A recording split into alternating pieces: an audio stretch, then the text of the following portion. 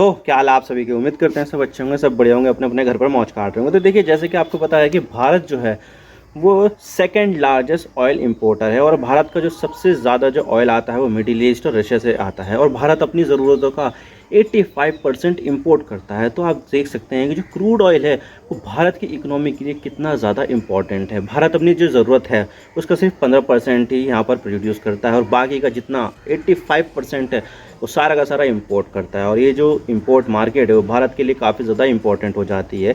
और यहाँ पर जो पूरा जो डायनामिक्स है ना इंपोर्ट करने का, वो सारा का सारा पिछले 2 सालों में काफ़ी ज़्यादा बदल गया है। क्योंकि देखा जाए तो भारत को यहाँ पर जो सप्लायर पहले होते थे उसमें से अब जो रशिया है वो एक सबसे बड़ा सप्लायर निकल कर आ रहा है। रशिया से पहले यहाँ पर इराक, सऊदी अरब और जो दूसरे मिडिल ईस्टर्न देश है वहाँ से भारत मंगवाता था। लेकिन यहाँ पर जैसे ही युद्ध हुआ रशिया यूक्रेन वॉर के बीच में, तो तब से यहाँ पर इंडिया ने रशिया से इंपोर्ट करना शुरू कर दिया और भारत यहाँ पर रशिया से बहुत ज़्यादा तेल इंपोर्ट कर रहा है। और जो रशिया है वो भारत का सबसे बड़ा सप्लायर बन के बैठा है क्रूड ऑयल का, कि इससे ज़्यादा कोई दूसरा देश करता नहीं है।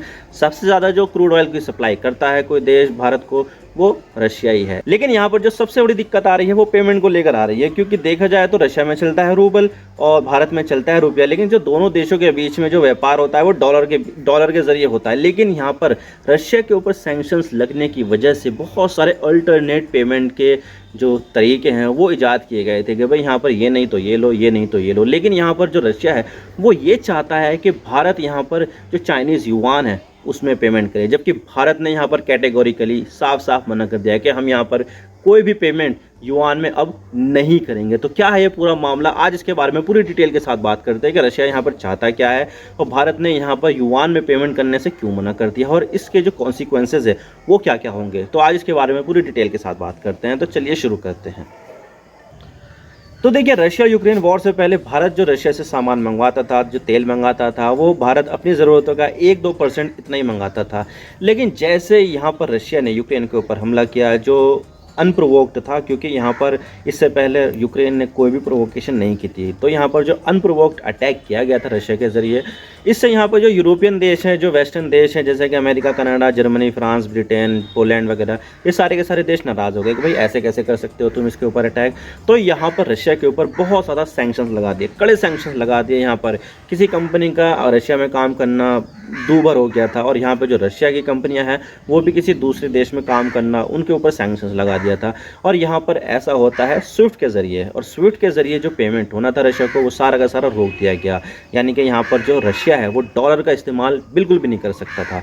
तो यहाँ पर भारत रशिया से जो पेमेंट वगैरह ये सब करता था तो वो डॉलर के ज़रिए करता था। लेकिन यहाँ पर रशिया को स्विफ्ट पेमेंट के ज़रिए से निकाल दिया गया, जिससे रशिया कोई डॉलर इस्तेमाल करता ही नहीं था। लेकिन ये सब तो ठीक था कि चलो हम यहाँ पर रशिया से थोड़ा बहुत ही तेल मंगा रहे हैं, दैट्स ओके। लेकिन यहाँ पर भारत की ज़रूरतें बहुत ज़्यादा हैं। भारत अपना जो ज़रूरत है उसका 85% जो तेल है वो इंपोर्ट करता है और यहाँ पर रशिया भारत को काफ़ी ज़्यादा डिस्काउंट दे रहा था, $20, $25 का डिस्काउंट दे रहा था। आप समझ सकते हैं कि अगर तेल की कीमत $100 प्रति बैरल चल रही है और वहाँ पर अगर रशिया हमें $25 का डिस्काउंट दे दे तो यहाँ पर 25% की जो फॉरेक्स रिजर्व है उसकी भारत बचत कर सकता है। तो यहाँ पर भारत को ये जो ऑफर था रशिया का वो बहुत ज़्यादा पसंद आया और भारत ने लगातार यहाँ पर जो रशिया का ऑयल है वो इंपोर्ट करना शुरू कर दिया और बहुत ज़्यादा इंपोर्ट कर दिया, कई महीनों तक यहाँ पर इंपोर्ट करने लगे। लेकिन यहाँ पर जो भारत जो पेमेंट करता था वो रुपये में करता था। भारत शुरू में रशिया जो है वो एक्सेप्ट करता था कि ठीक है हम यहाँ पर रुपये में आपका पेमेंट ले लेंगे, इसमें कोई दिक्कत नहीं है। लेकिन यहाँ पर रशिया के पास इतने ज़्यादा रुपये इकट्ठे हो गए कि वो परेशान हो गया कि भाई हमारे पास ये जो रुपए आए हैं वो हम इसका करें क्या, क्योंकि देखा जाए तो रुपए कहाँ पर इस्तेमाल होते हैं, इंडिया के अलावा कहीं पर भी इस्तेमाल नहीं होते। तो यहाँ पर सिर्फ एक ही ऑप्शन था कि इंडिया में इस्तेमाल करना। लेकिन यहाँ पर रशिया इस चीज़ को लेकर काफ़ी ज़्यादा रिलक्टेंट शो कर रहा था कि भाई यहाँ पर बहुत ज़्यादा इकट्ठे हो गए हैं, हम यहाँ पर कोई सा दूसरा अल्टरनेट पेमेंट मेथड चाहते हैं। तो भारत ने यहाँ पर सुझाव दिया कि चलिए ठीक है हम यहाँ पर आपको दिरहम, जो यूएई में चलता है ना दिरहम, उसमें पेमेंट कर देंगे। तो यहाँ पर भारत ने दिरहम में पेमेंट शुरू कर दिया। लेकिन यहाँ पर रशिया जो है और चाइना है उनके बीच में काफ़ी तगड़ी दोस्ती चल रही है और यहाँ पर जो चाइनीज़ युआन है वो कई सारे देशों में बहुत ज़्यादा कामयाब हो रहा है, बहुत सारे जो देश है उसको एक्सेप्ट कर रहे हैं। आप सोच सकते हैं कि जो भारत का जो रुपया है वो थोड़े बहुत देश में तो चल जाएगा, लेकिन जो युआन है चाइनीज़ का वो कई सारे देशों में चलता है। तो इससे अगर यहाँ पर रशिया को युआन मिलेंगे तो चाइना के अलावा जो लैटिन अमेरिकी देश है, अफ्रीका के जो देश है, साउथ ईस्ट एशिया के जो देश है, वहाँ पर भी जो व्यापार है वो कर पाएगा। और यहाँ पर कोई कंट्रोल नहीं होगा अमेरिका का, क्योंकि यहाँ पर जो युआन है उसका ऊपर सारे का सारा जो कंट्रोल है वो चाइना का है। तो यहाँ पर जो रशिया है वो ये चाहता था कि जो भारत जो तेल खरीद रहा है उसका जो पेमेंट है वो चाइनीज़ युआन में करे, और भारत ने भी यहाँ पर थोड़ा बहुत जो पेमेंट करना था युआन में वो किया। लेकिन अभी यहाँ पर दिक्कत आ रही है कि रशिया जो चाहता है वो ये चाहता है कि भारत जितना भी तेल खरीद रहा है उन सब का पेमेंट यहाँ पर युआन में किया जाए। हमें नहीं चाहिए दिरहम, हमें नहीं चाहिए रुपया आपका, हमें यहाँ पर सिर्फ और सिर्फ युआन चाहिए। तो ये सबसे बड़ी समस्या आ रही है रशिया और इंडिया के रिलेशन के साथ। तो यहाँ पर रशिया और इंडिया के बीच में कोई भी दिक्कत नहीं है। भारत चाहता है कि रशिया से यहाँ पर काफ़ी ज़्यादा डिस्काउंट में तेल खरीदता रहे, लेकिन यहाँ पर जो रशिया है उसके पास रुपए इतने ज़्यादा हो गए हैं कि उसको समझ में नहीं आ रहा है कि वो यहाँ पर करे तो करे क्या, क्योंकि रुपए का इस्तेमाल जो है भारत के अलावा 2-3 देश और है जहाँ पर वो कर सकता है। लेकिन अगर वो चाइना का जो युआन है उसका इस्तेमाल करता है तो यहाँ पर चाइना से तो वो काम कर सकता है, क्योंकि चाइना से उसकी जो सीमा है वो भी मिलती है, और जो चाइना की जो इकोनॉमी है वो भारत से 4-5 गुना ज़्यादा बड़ी है। तो यहाँ पर उसका जो सारा काम है वो चाइना से ज़्यादा है। भारत की जो इकोनॉमी है वो 3.5 ट्रिलियन यूएस डॉलर की। अगर हम चाइना की देखें इकोनॉमी तो चाइना की यहाँ पर 18-19 ट्रिलियन यूएस डॉलर की है। तो यहाँ पर अगर रशिया को ज़्यादा फ़ायदा होगा तो वो चाइनीज़ युआन में पेमेंट में ज़्यादा फ़ायदा होगा। और चाइनीज़ युआन जो है वो कई सारे देशों में और ज़्यादा चलता है, जैसे कि अर्जेंटीना में, ब्राज़ील में और दूसरे लैटिन अमेरिकी देश है वहाँ पर चलता है। तो वो इसी चीज़ के ज़रिए यहाँ पर इन देशों से भी व्यापार कर सकता है, क्योंकि यहाँ पर अगर आप चाइनीज़ युआन दो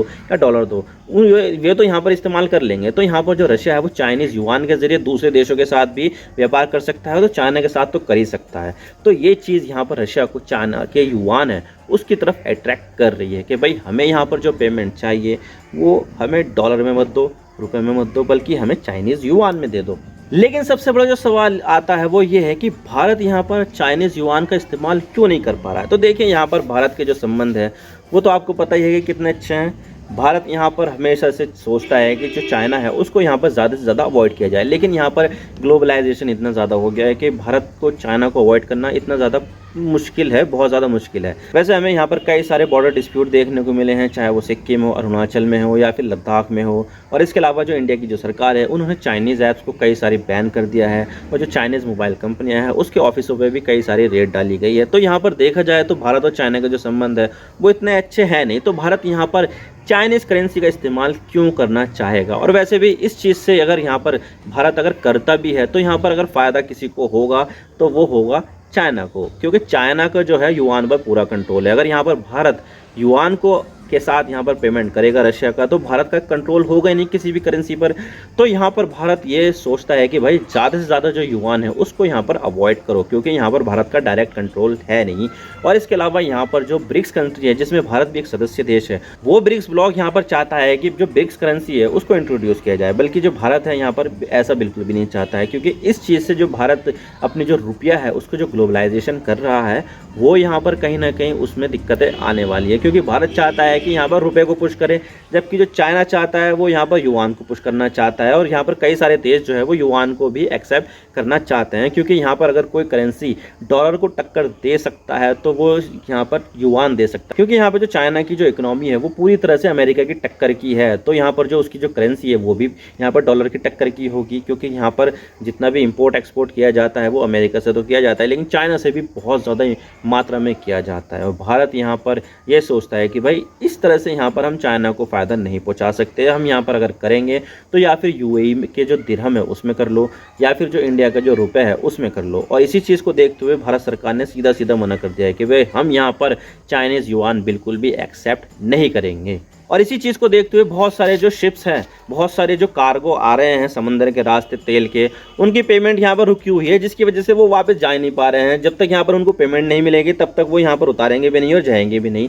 तो यहाँ पर भारत ने सीधा सीधा मना कर दिया है कि भाई हम यहाँ पर आपकी जो युआन है उसकी जो डिमांड है वो फुलफ़िल नहीं कर सकते हैं। आपको यहाँ पर दिरहम का इस्तेमाल करना होगा या फिर भारत का रुपये इस्तेमाल करना होगा। जबकि जो रशिया है वो यहाँ पर रुपये का इस्तेमाल इतना ज़्यादा करना नहीं चाहता, क्योंकि उसके पास बहुत सारे जो रुपया है वो पहले से ही पड़े हैं और उसको समझ में नहीं आ रहा है कि वो इतने सारे रुपये का करे क्या। जबकि जो चाइनीज़ युआन है, अगर वो रशिया इसका इस्तेमाल करता है तो यहाँ पर चाइना से बहुत ज़्यादा इम्पोर्ट एक्सपोर्ट कर पाएगा वो, क्योंकि यहाँ पर बहुत सारी चीज़ों पर रशिया के ऊपर सैंक्शंस लगा हुआ है, जिसको अगर कोई देश फुलफ़िल कर सकता है तो वो चाइना कर सकता है। चाइना से जो रशिया है वो काफ़ी ज़्यादा सामान इंपोर्ट करता है, जबकि जो अपने जो हथियार वगैरह है, तेल वगैरह है, गैस वगैरह है, वो सब चाइना को एक्सपोर्ट भी करता है। तो वहाँ पर जो व्यापार का जो बैलेंस है वो दोनों के फेवर में ही जाता है। जबकि जो भारत और रशिया का जो व्यापार का जो फेवर है उसमें यहाँ पर रशिया को ज़्यादा फ़ायदा होता है। तो यहाँ पर जो रशिया है वो भी अपना फ़ायदा देखेगा और वो भी यहाँ पर ये चाहता है कि जो युआन में जो पेमेंट है वो भारत यहाँ पर करे, जबकि भारत ऐसा बिल्कुल भी नहीं चाहता है। आप मुझे बताइए कि क्या यहाँ पर भारत को